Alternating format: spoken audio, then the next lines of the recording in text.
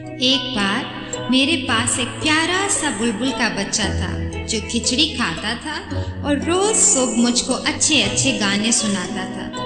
मगर एक दिन वो बुलबुल का बच्चा मुझसे रूठ कर चला गया और अभी तक वापस नहीं आया।